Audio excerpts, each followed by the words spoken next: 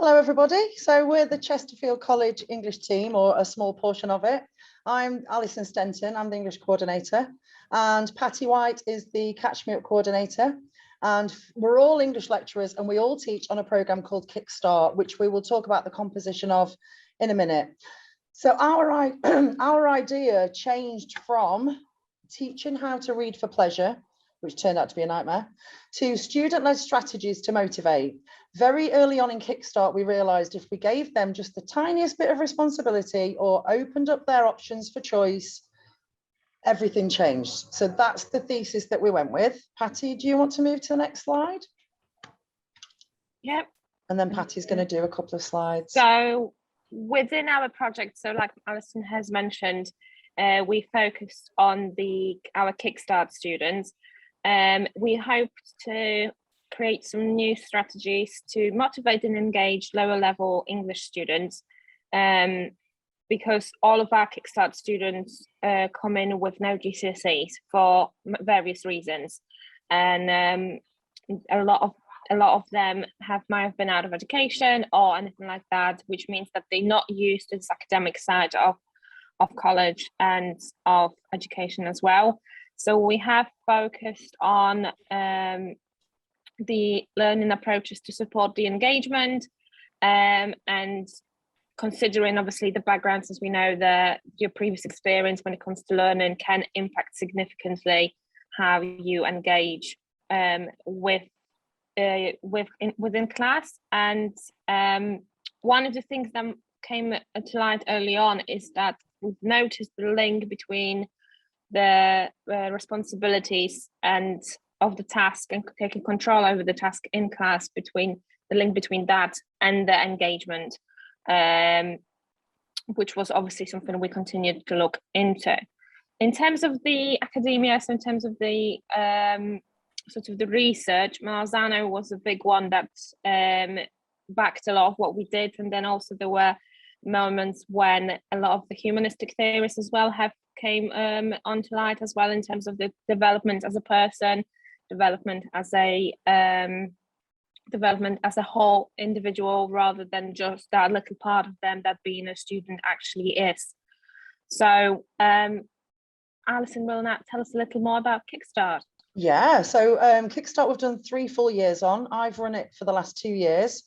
So all of them are NEETs, a lot are homeschooled, a lot dropped out of education pre-COVID, a lot dropped out during COVID, and some just lost all confidence in COVID to get used to a college environment.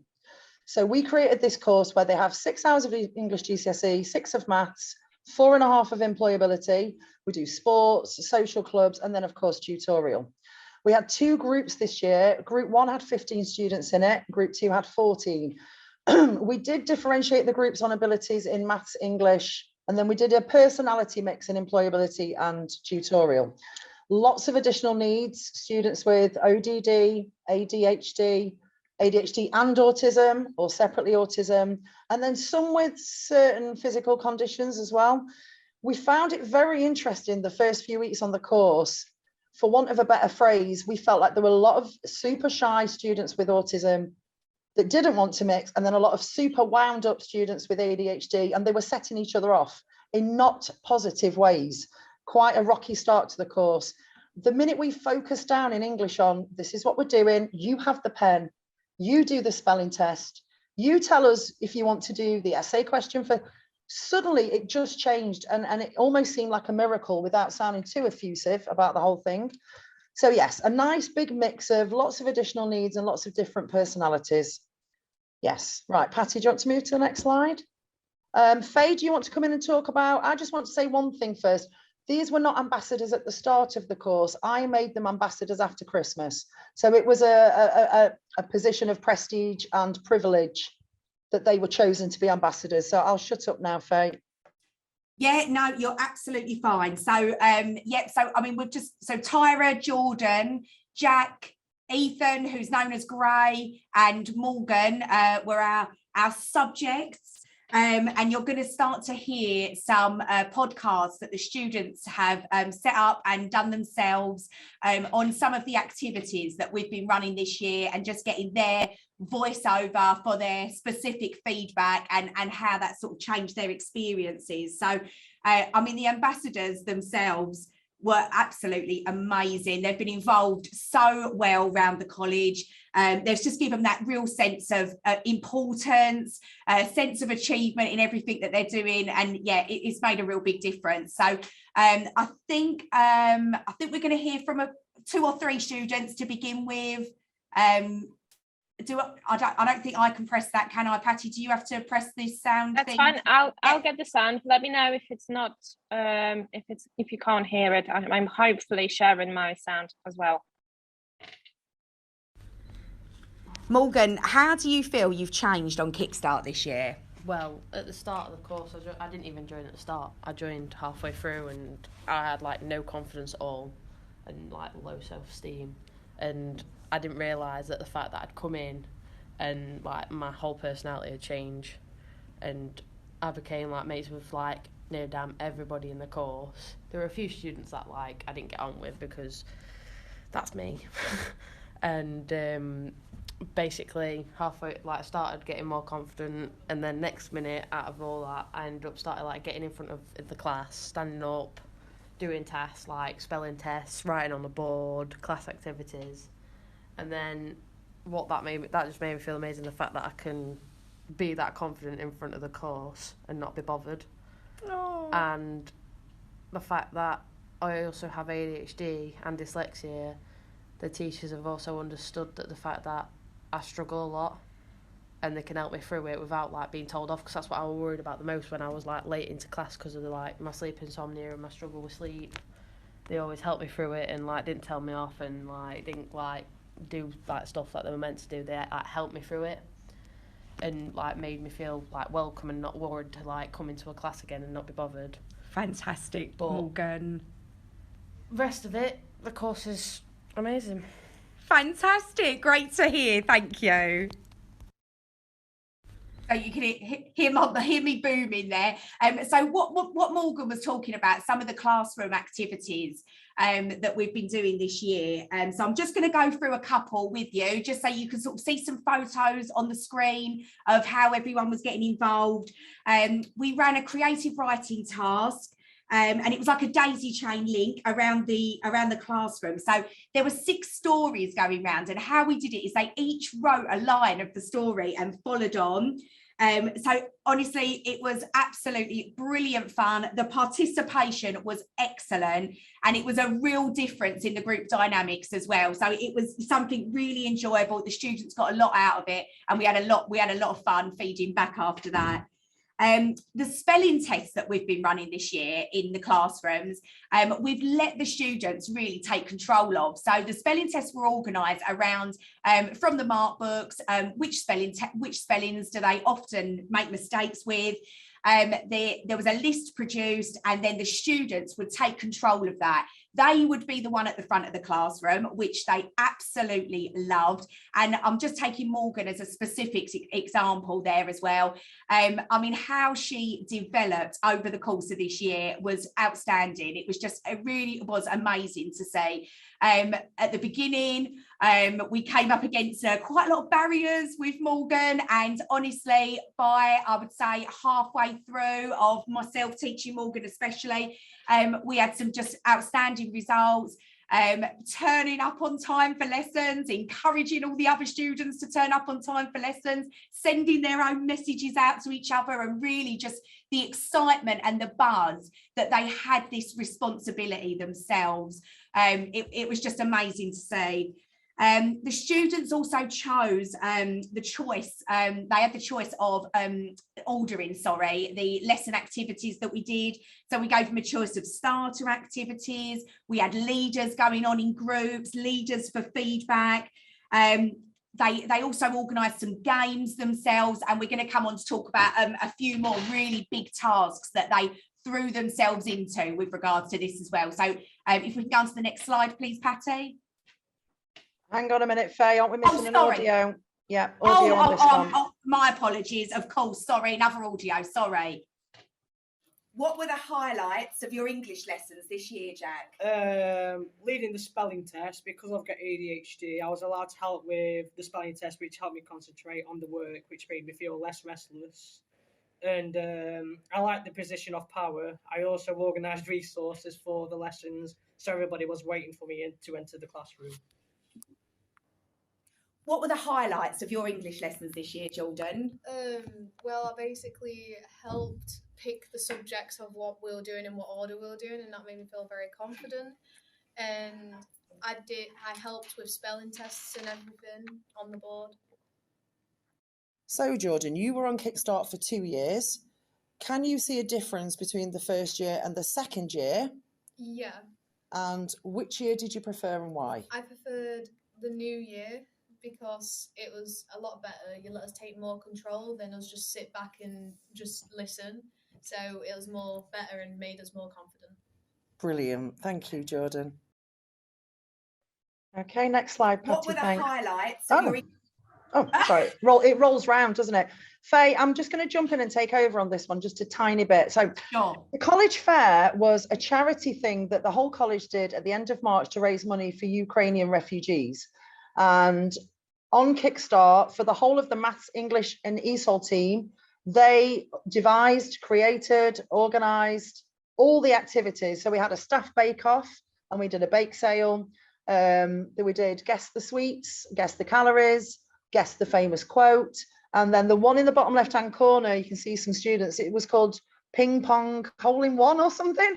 Yeah. And our section alone raised £250. The audio will be the students talking about it, if we can get on with that. Cheers. Did being chosen to become college ambassadors change your experience of being on Kickstart this year? I think it changed my experience because it made me feel more like confident and more like open to everyone. Yeah, it was a confidence booster, just having like the responsibility and like the importance of like having that role. It was very, you just felt more important and just it was very confidence booster. I seem to remember as well what was really funny. I made Tyra, Jack and Jordan ambassadors first, and it was an open evening at college and they were supposed to show students around college. I'd not thought to show them West Block, North Block, East Block, and they just took it all in their stride anyway. I want to just ask you a little bit as well, if you don't mind, about the college fair for charity. Remember we did the charity fair for Ukrainians. How was it for you guys? Because I literally just let you create it and run it however you wanted. I found it really easy because we had it all planned out and we talked about it between ourselves and all that, so it was a lot easier. And you guys were in charge of guess the sweets, guess the calories and guess the quote? Yeah. And I think we chose a winner at the end of the day. Is there anything else that you wanted to say when it comes to being allowed to run activities yourself? It just makes you feel more grown up and confident. Yeah. Thank you, ladies. 2 minutes left, team. Right, okay. The bushcraft event, we might not have enough time to play the audio then, but it was really a treat for the students. They organised this themselves. We were told them to make it as inexpensive as possible, and they had a really amazing team building experience, and we saw some amazing interpersonal skills being developed throughout this. So I don't know if we have got time for the audio on this one. No. Skip. Yeah. So have you enjoyed? Okay. Sorry, Patty, is this one you? Or is it you and I? I can't remember who's... Go ahead, you do that one. Okay, so some of the report findings were that the use of games and spelling tests during lessons definitely increased engagement. And I'd like to say attendance as well, and I should have put the attendance figures on, in English lessons specifically compared to employability or maths. Encouraging students to physically write on the board during the starter activities, a lot more kinesthetic activities, definitely increased punctuality. So a couple of ones like Morgan has sleep issues that we know run late. If you're on time in the morning, Morgan, you can run the activity at 9. So that helped. Obviously, we've promoted autonomy within the classroom. We've just wanted to make a note about internal progressions as well. We've got 4 students, 2 of whom have autism and barely spoke at the start of the year, just been accepted onto performing arts courses. So So that's absolutely amazing. And then we found that student-led learning gives the students permission to make mistakes in a safe environment, try again, think for themselves, rather than follow teachers' instructions. You know, we let them lead us. It was quite scary at times for my boss, but we just went for it. So hopefully on August the 25th, we will be rewarded with the achievements. I think last slide, isn't it, Patty? So thank you so much for listening. These are the ambassadors in the corner with Faye, Patty and I. I think we took that photo a couple of days ago. And we just wanted to say thank you for listening. Have you got any questions?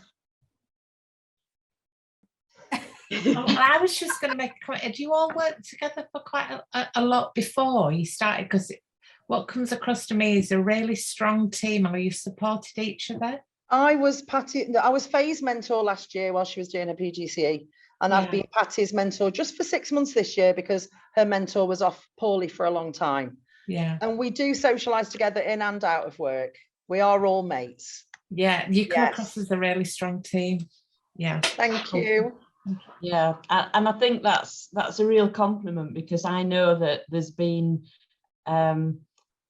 times when you haven't been able to have that team together. You know, that's been a real problem for you this last year. So I know that's even more credit to you there, that you come across as being an absolute team there.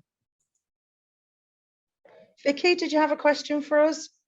Yeah, well, sort of a comment too. And my goodness, you're in your first year of teaching, putting all this together. Wow. I just wanted to say I've worked on study programs. I know how hard and you know, it's a labor of love, and the relationships that you have worked so hard to build with the students to build their confidence really shines through. And so much of what you said resonated, and thank you for everything you're doing.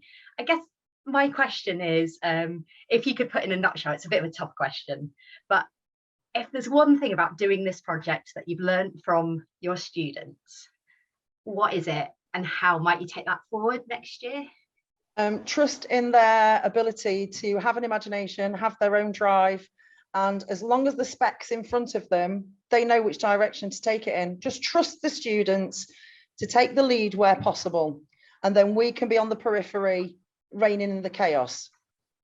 And I'm definitely taking that through next year, 100%. Anything you two wanted to say on that? No, I think that does sum it up in a nutshell. I think that's wonderful. But do you know something that Jack said in one of the audios, which is that how much he enjoyed the position of power? That is just something that is going to stay with me, absolutely. And I am definitely going to take that through with me for all my future lessons, because it is such an accolade for them as well, you know. So yeah, so I just think that definitely we're just going to carry on doing what we're doing, and we'll just gain more and more experience. And it's been fantastic. It's been a fantastic experience for all of the students and all of us involved in it. Before we speak to Shireen, I just wanted to say as well that I do Citizen of the Month awards and attendance awards, and we did Citizen of the Year awards and bunches of roses, and totally forgot to even put that into the presentation. I stole it from my son's primary school and they love it. Yes. Sorry, Shireen, did you want to speak?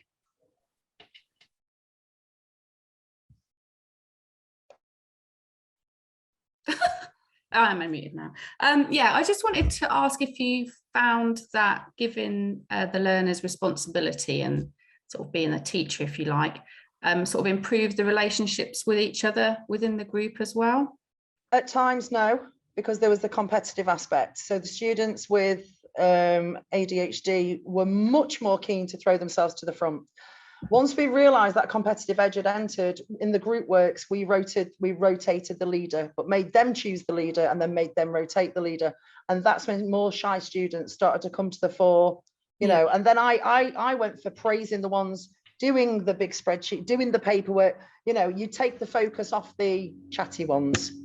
So at times, yes, it bonded them better, and at times it was a bit of a nightmare.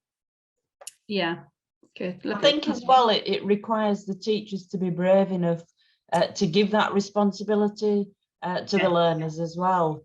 You know, the teachers like to have that control sometimes, don't they? So it's a really brave action to give that to the learners and allow those challenges to happen. Shireen, Oh, sorry, Yeah. Lesley. I Sorry. was just going to say, do you know what did really bond them though was the bushcraft trip that they organised. Yeah. They set up all the activities themselves. There was lots of team building involved in that. And that was something where relationships really started to develop, and we could see a real big difference on how they'd started at the beginning of the year to how they'd then been developing throughout the course, you know. So yeah, so the bushcraft trip in particular was definitely a massive team building thing. Yeah, it's really interesting. I'd done something similar just with a small group, and a particular student had taken the lead and taught part of the class, and I did find that it was really good because they actually had to ask questions, and then they had to, you know, speak to other students, you know, because they had to involve them and ask them questions, and it can't, you know, they were then speaking to people they probably hadn't done in the class before, and then it kind of broke down those barriers a bit. So I was interested to see how you found it. And sometimes in that classroom environment, it is a confidence issue, isn't it? But yeah, once you can sort of take them away from that as well and put them in a different environment, it just opens up a lot more doors for them, doesn't it? Yeah, lovely, really interesting.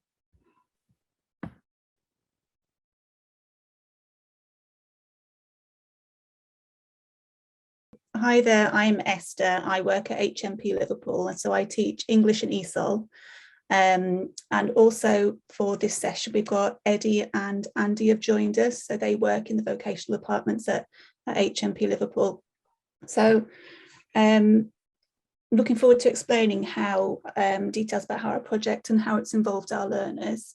So it took place in the vocational workshops at HMP Liverpool. So we're a Category B male prison, and we deliver a range of subjects. So it includes joinery, industrial cleaning, plastering, painting and decorating, catering, barista skills, customer service, so loads of vocational stuff, alongside functional skills and other more sort of academic subjects. So do that with the main aim to reduce reoffending. So we want to give our learners the skills to make sure that they can get employment or have wider skills that will help them on release so they don't come back to us. So this project came about as an extension from a project I did for OTLA 7. And what we found from that, well, that was looking into learner engagement in prison education. And one of the main things that we learned was we had a cohort of really motivated learners, but we weren't necessarily teaching them English in the way that was most helpful or engaging to them. And we wanted to look at ways to improve this. So we thought about looking at ways to combine teaching of English with vocational subjects. At the start of the project, vocational English teaching were very separate, both physically and in the way that they were delivered and working together. So our vocational department is a long way from the English department. Sometimes we can go days without vocational and English teachers won't see each other, and it's only when they come together in meetings. And I wanted to see if we could increase those links a bit more and see what would happen if we did, with the hope that it would benefit both learners and tutors. So we started at the start of the project, we investigated learners and tutors' attitudes towards English and its relevance to them. So we interviewed vocational learners and also asked vocational tutors to complete confidential surveys. I'd like you now to take a photo or a screenshot of these quotes, because we're going to discuss them in a minute in breakout rooms. And I want you to think about who said this. Was it learners or tutors that said this about English? So I'll give you a few minutes in breakout rooms to decide what you think. Do you think it's the learners or the tutors who said this? Has everyone taken a screenshot? I've got one. Brilliant. I'll stop sharing and I'll pop you into breakout rooms. Right, okay, great. I think we've got everyone back now. So I'll share the screen again and you can have a look at who said what and see if there's any surprises.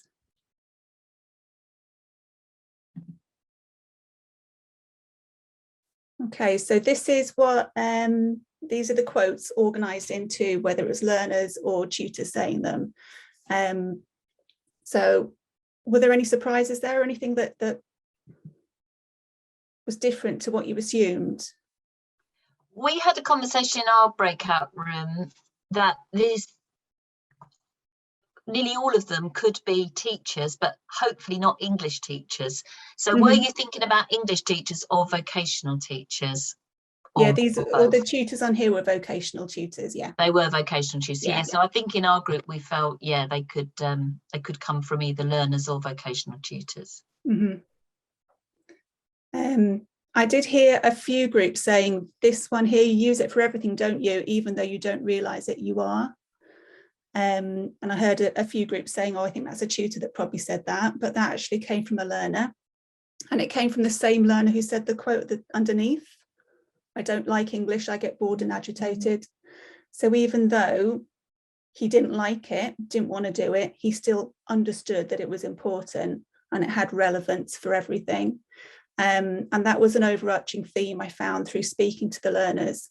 As an English teacher, I'm used to getting the learners who say, oh, I don't want to do this. What's the point in doing this? I don't like English. So I was expecting a lot of the vocational learners to think in the same way, but actually the vast majority of them could explain why they should be using it and why it was important. Pardon me.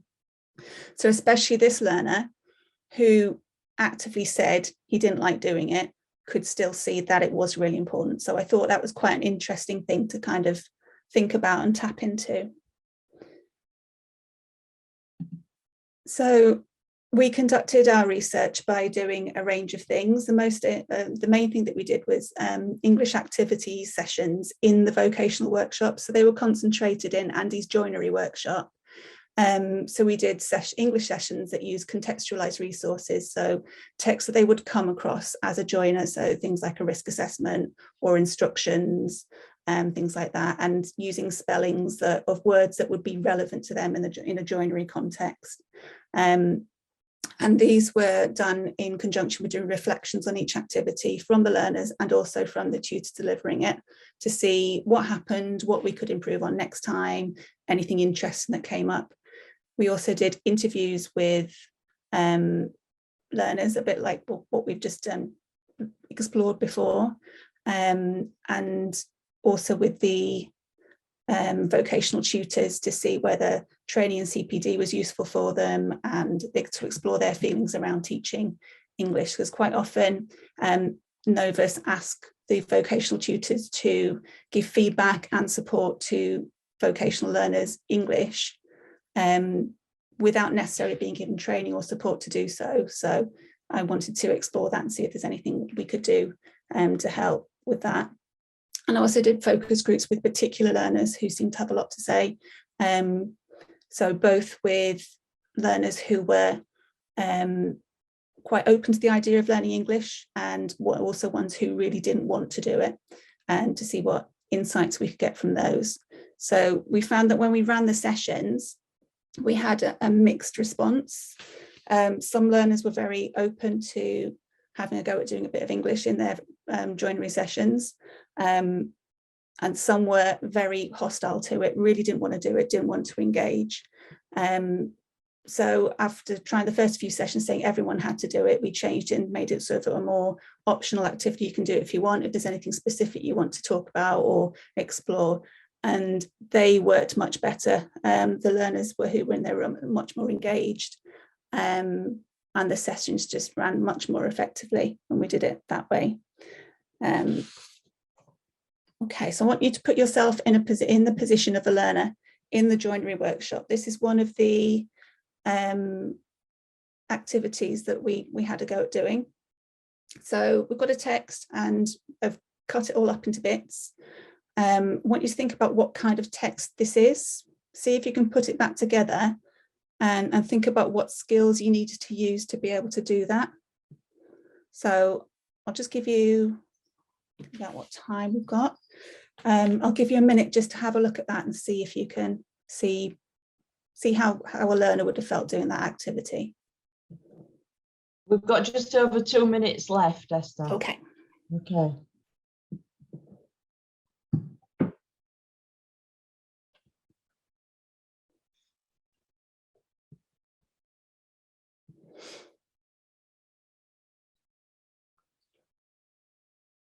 I'll move on to the next slide, considering we've just like need to think about the time. So this is how the text should look. So hopefully we'll look at things for looking like keywords, putting things into context. And this is a risk assessment that would be used in a joinery profession. So it would be a text that the learners would be used to using or would need to use when they go out and use their joinery skills in the workplace. So the main findings from our project, oh, we won't have time for that one. I'll just go on to the next bit. So the main outcomes of the project, which it showed us that we do need to cater for a range of learners' needs. Some of our learners will want or need English lessons and some won't. So our learners are adults with valid reasons for wanting to learn English or not. And the result of the project has been to implement English drop-in sessions in vocational workshops. So these will be tailored to learners' needs as identified by themselves or their tutors. Another good result is that our learners or our vocational English departments now have better links and are more likely to discuss their teaching and how they can help each other, as well as the development of a range of contextualised resources that have been developed for both English and vocational tutors. So there you go. Are there any questions?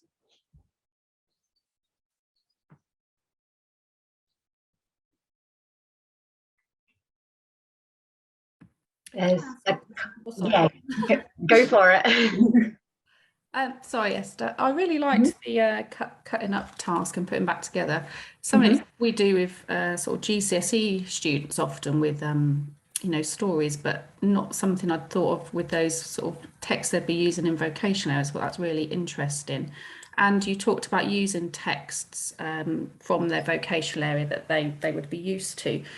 So how did you get hold of it? Did the vocational areas sort of provide you with those types of things, or those things you found yourselves, or how did you? Yeah, a combination of both. Andy's got quite a few textbooks that he uses for teaching joinery. Okay. So they were quite useful to get information from, and to make sure that I wasn't coming up with, I didn't want to sort of step on the toes of joinery teaching, like get to have misconceptions from joinery. So it's that.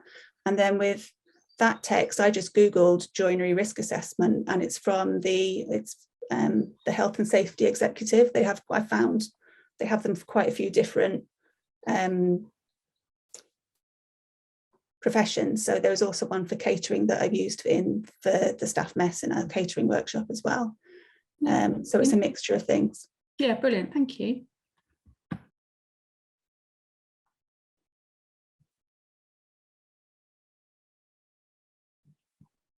I'll ask a question if anyone else wants to, but I don't want to hog the questions. But I was just wondering, Eddie and Andy, how this work affected your own role as vocational specialists and your work with learners in that context. How did it feel to bring this stuff in? I'm the joinery tutor. Yeah, it was good. Because when I was at college, we had to do theory as well. So the easiest way was to explain it, you're going to have to do some theory when you come down to the workshop. And if you do a bit of theory, it will help you when you get onto the practical sessions. So it was, as long as it was joinery based, it was keen to do it. So yeah, it was good to do, really.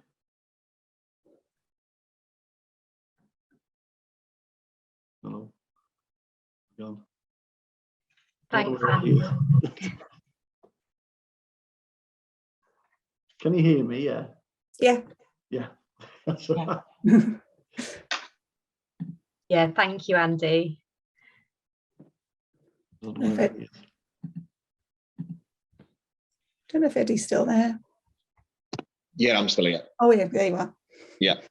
So I didn't have much to do, as in with the detail of the embedding of the English into the joinery programme. But when it has been done within the catering department, that's my area of specialism. Once a learner is introduced to the fact that it's something that's going to obviously benefit them throughout the course, but it's also a cross-transferable skill to be able to take on into other aspects. They might not want to do catering when they get released, but it's something that they will then understand within a catering context. So it's very, very easy for them to see the the overall outcome of just embedding, obviously, just some simple activities where they can actually benefit from them.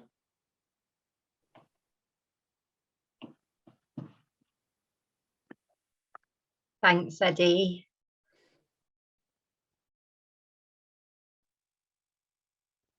Any more questions? Are we okay? A lot of information there. Yeah, I guess the big question is, it's often difficult to engage vocational teachers and getting them to see that maths and English are important. What advice could you give us English teachers to spread this to other vocational teachers? Well, I just found it, because it was relevant to the course they was doing, they was keen to do it. Not do it for long. I usually have about an hour in the morning till about 10 o'clock, 10:30. I can see then they're starting to lose concentration. At the end of the day, they want to use the tools. That's the first thing they come, they want to do. But when I eventually explain to them that, it will be beneficial to them, they seem to engage, but say not for long, to keep it to a minimum, really.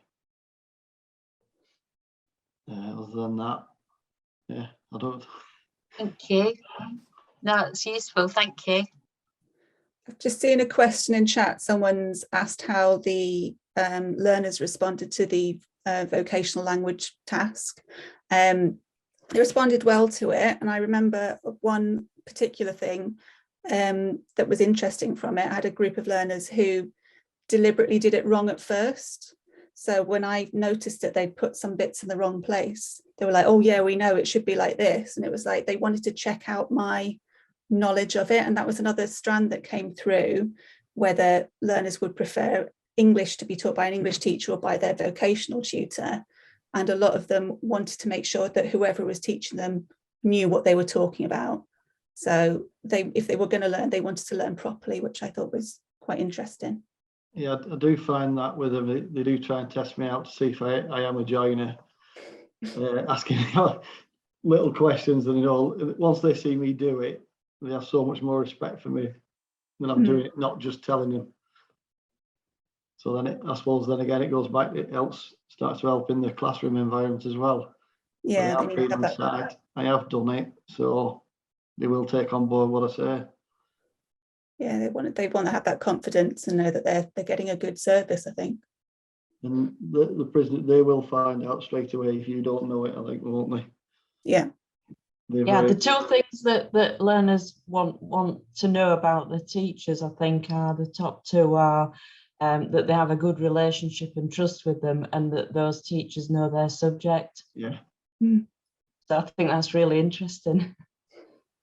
At our college, we have, as English tutors, visited the vocational sort of workshops and things to speak to the learners in their own environment. And we've kind of been talking about, wouldn't it be great if they could teach us something, if we had some time to, go and learn how to lay a few bricks or something like that, to just build those bonds with the vocational areas and get them showing us what they can do as well, which I think is it's just something to think about.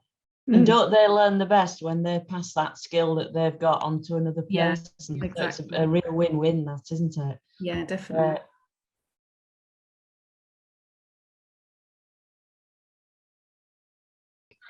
I work at Strathmore College. I've got here a quote from one of the learners. I can envisage a time when I will read for pleasure. This quote was by a young man who, he was an entry-level 2 learner, and it's quite interesting sort of jumping in on the back of the conversation we just had, because he was a young man who, when I first started at the college, he wasn't doing English at all because he wouldn't work with anyone other than a specialist. And I came in as an English teacher, and he picked up lessons after 1.5 years with me. And actually, so his progress, as you can see, reflected there. He'll now work with quite a wide range of people, and obviously in a position where he feels he's made the progress that he can work independently or read independently. So in terms of the motivation for our college, I can't really see people, I'm going to just change this. In terms of the motivation for our college, it's a SEND college, so we were interested in improving the grades for learners with SEND. And I suppose I'm starting with a question, so if anybody wants to have a go at answering this, you might know.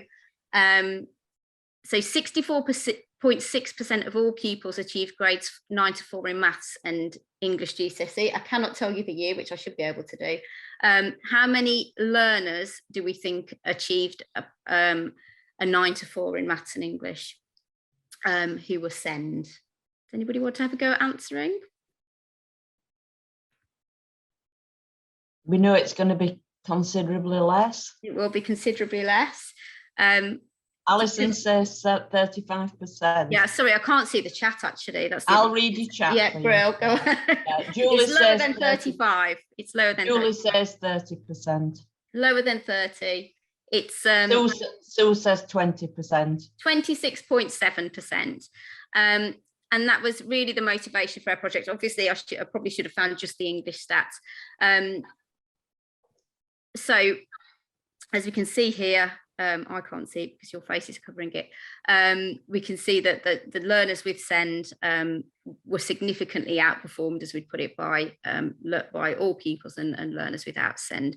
So the motivation for our project, Strathmore College is a specialist college. All the learners are high needs, with probably moderate to mild learning disabilities, and a number of them have SEMH and have not made progress within previous specialist schools that they've been in or within mainstream, so they've come to the college. I was especially keen, having come from GFE, to look at how we can use the specialist kind of setting to really help promote and accelerate learning for English learners. So the real benefit for these learners is that a lot of them are one-to-one, they have one-to-one support or very small group support. So I really wanted to think about if, as well as having an English team, if the LSAs and staff that were with them every day could do a little bit of English every day with them, could they, make that progress that perhaps they wouldn't have made if they were in a mainstream college. So it was very much about trying to upskill the learning support assistants to be able to support the learners, whilst also giving learners ownership and responsibility for their own learning and a sense of voice. So what we did originally was, there aren't many learners in the college, so we were able to do questionnaires with them all, diagnostic assessments. Obviously, some of them weren't able to access those, so we were observing them, having discussions with them around English. And we tried to identify with the learner input something specifically they would work on across the academic year. So for one learner, it might be spellings. For another learner, it might be developing vocabulary. For another learner, it might be punctuation. And then meeting with the team around that individual learner. So it became quite bespoke, because we would have a meeting around each learner and say, this is what this learner wants to develop. These are strategies that you can use, and try them across the week, try them in sessions, get feedback from the learners as to what's working for them, and come back, and we would have one-to-one meetings around that. All the work was in a folder with logs on the front, so that the staff and the learners could report back as to how learners were getting on. So we could just try and tailor the work for the learner, around the learner, if that makes sense. So just as a couple of ideas, there was a young man who we felt it was really important, and he felt it was important to learn his to build his vocabulary. He had a problem with word level recall, really, and understanding synonyms and meanings of different words. So I ran a session with the group of staff around him, and a number of these ideas they came up with for that learner. So things that you would have come across before, using word mats in sessions, word wheels to look at vocabulary. We had a word of the week initiative, again, similar to a presentation I saw earlier in the day, when he was trying to use the same word across the week in different contexts to try and sort of secure that understanding of the word. And then it would feed into a cover sheet really. Now I know Lesley, you wanted me to get a completed one, and I absolutely forgot last time I was in college to photocopy a completed. So imagine this is completed. Don't worry about that. And it was looking at what the learner could be doing every day. And then you can see this particular learner did more on Friday, perhaps because he was in college more rather than out and about in the community. Because I should have said, a lot of the learners they're doing vocational things, or they're doing ILS, they're doing community access, so they're not always in the college. And the idea was to sort of look at the activity, note the learner's initial thoughts about it, have a go at the activity, and then for them to sort of feedback how well they thought that worked for them and whether they would like to do that in future. So that was the way we were garnering learner feedback to start with. And at the same time, I was aware that a lot of the work was being done with LSAs, so we needed to support the LSAs in finding new ways to address things. So I've got some examples of some spellings here, which I suppose is what we'd expect to see, the learners being corrected on their spellings, and he's there sort of tried to spell the word out. And again, on the opposite side, he's done a spelling test and corrected his own spellings. And for example, when we were looking at spellings, we wanted to sort of think about different ways. Tricia Miller very kindly did some CPD with the staff, and she gave us some great ways to look at spelling. So she was talking about when a learner said they couldn't spell a word, she'd say, well, think about the parts of the word you can spell, sort of breaking it down. So they were sort of breaking it down into syllables. Well, can you spell this syllable? Can you spell the syllable, at the end? And then we just need to work on what's in the middle. And a lot of the LSAs really enjoyed doing that with the learners. I think they found it really helpful to kind of break the words down and think about little bits of the word and how they work together. She also said, as far as possible, try and get the learners to say the word as they're writing it and to say it as they're doing it. And there was a lovely moment in one of the learners did their level 2 functional skills, and he was in his mock exam, and he literally read out every word on his, he wrote his answer, and then he literally read out every word on his paper to try and hear if what he was saying actually matched what was on the screen. So he was a dyslexic learner, very high level, but a dyslexic learner, and he would sit there and read it, and you could see him sort of self-correcting because he got into that process. So that was really good.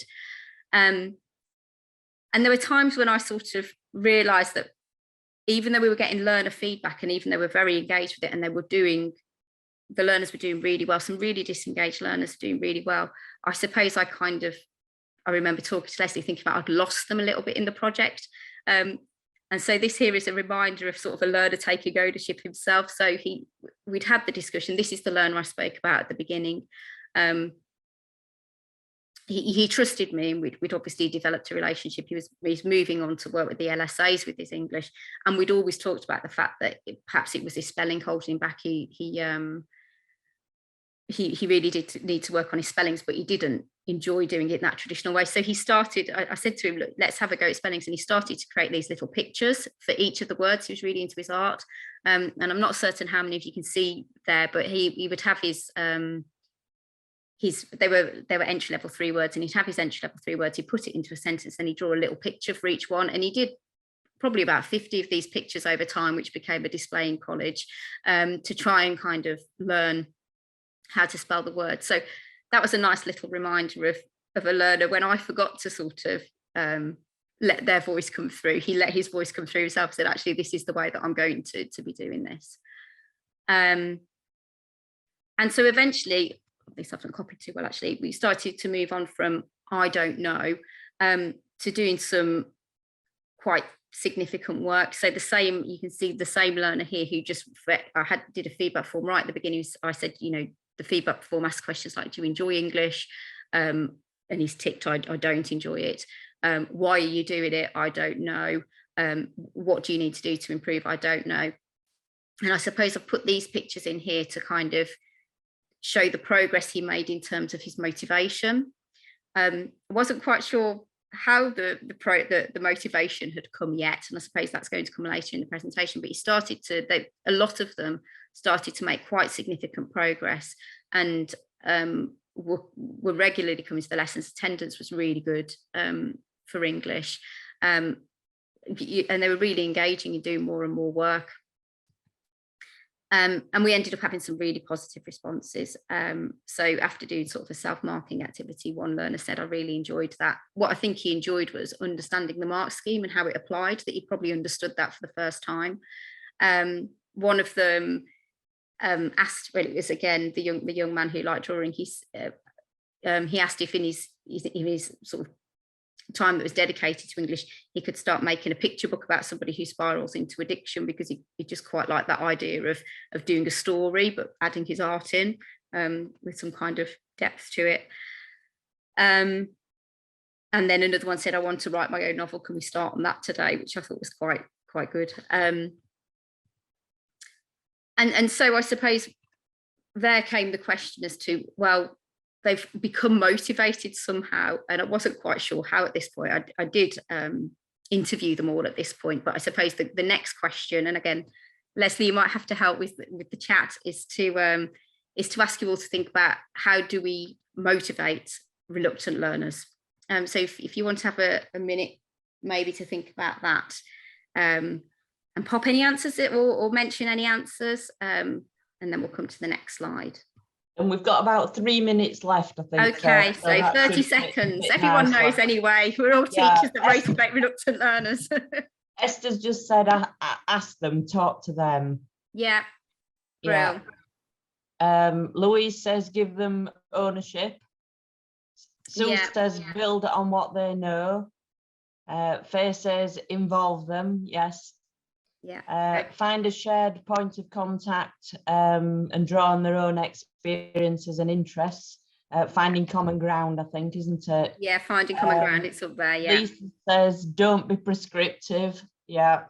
Gail says it's supporting them to feel safe. I think so much of this is about relationships, isn't it? Yeah. Yeah. Oh, is that my bell? Sorry, I put my back on there. So that's the 2-minute alarm. Okay. So a lot of what people have said is there, and I imagine it's not news for us. And thanks to Lesley, because she gave me some literature that helped to sort of pick those out as well. And I asked the learners why they had not enjoyed English before, and what they thought they'd had affected their motivation. And a lot, I found this quite hard hitting, because when I looked back over it, I thought, gosh, all of it is primary school and when they were younger. So one of them said it's easiest to say no, you can't do something, rather than try and do it. And he reflected on a primary school moment. One of them actually said to me, Sarah, I'm not going to talk to you about a time when I was bullied. Well, not quite in those words, you can imagine how he said it, but you know, it was a school experience of being in the classroom and not being able, and all of it was about primary school and not being able, or for not feeling able, and all of that has to go, doesn't it? As an aside, I suppose it's made me think a little bit about COVID and primary school children now, and how much they've missed, and what the impact could be in the future for the learners that we see. And I found it was quite interesting that, going back to this slide, once all of that kind of stuff was there, and it was about relationships, it was about the relationships the LSAs had already built before even bringing in the English teaching. The most mundane work that probably as a teacher in GFE I never would have given to students, they would actually sit and do and quite enjoyed doing. So I would never say to a student in GFE, oh, can you put the capitals and the punctuation into this? But this learner, again, he liked art and he really enjoyed doing that, and he started asking for more activities like that because he felt that did help him. I'll jump over that one. One of the other things that I think was really important as well was that they saw their own progress. So many of them said to me, and I did bring in awards in the previous year, but so many of them said to me, don't give me an award, it's meaningless to me. One of them said to me, in specialist colleges, you just award nothing. So the awards don't mean anything anymore. And again, it's about that school experience, isn't it? Until that point, what those things mean to them. But the really positive thing is, you know, I'm rushing a little bit here, is for some of them, that intrinsic motivation occurred. So going back to the young man at the start, doing all of that work on spellings, he said to me in his interview at the end, because I knew the words, and because you taught me the words on their own, the next time when I read, I did actually understand the book. So I could understand the words in the book, and that made me want to read the book more. And actually there were some, you know, that are doing the qualifications because they want to go to mainstream, and that's still got that little bit of resentment around English. They're doing it because they have to, and they know it's the door to the next thing. But then it is possible, and I think that's the thing I learned from it, that with those relationships and that kind of persistence, there can become something that's intrinsic and that makes them still want to learn despite all of the baggage, I suppose, that they've come to the subject with. So in terms of conclusions, then I suppose the big one for me was how the impact of the past has so massively affected some of the young people to lead to where they are today, but also that with the right relationships and the right support and that kind of chipping away and listening, you can help them to make progress again and feel better about their learning again. I'll stop sharing. But if there are any questions. Sorry, it was a bit rushed at the end. I think, could I just say something there that maybe didn't come through quite as much as I know it exists, is the one-to-one opportunities that your learners have. I know that's very much how your college works. And does that help with the progress? You know, we get so much back, maybe from Ofsted, about how promoting group work, but actually you're seeing so much progress with one-to-one. What are your thoughts on that, Sarah? The progress has been significant for the learners. You know, there are learners that have gone to the college and been there for 4 or 5 years and haven't really made progress, and just having the one-to-one and then that sort of carrying through. You know, they'll be taking level 1 and level 2 qualifications this year, and you know, we'll have 6 passes at level 2, which doesn't I think only 7 of them have taken it. So 6 passes at level 2, obviously percentage wise is very high, but it's, you know, they're very low numbers. But I think within the context of these being learners that are now approaching, you know, 22, 23 and have been through the system and not left schooling, it being at this stage that they're passing their qualifications, it does feel quite significant. Sadly, I don't think it feels that significant to some of them, because they're still perhaps seeing failure rather than success, and that's the challenging part, perhaps emotionally.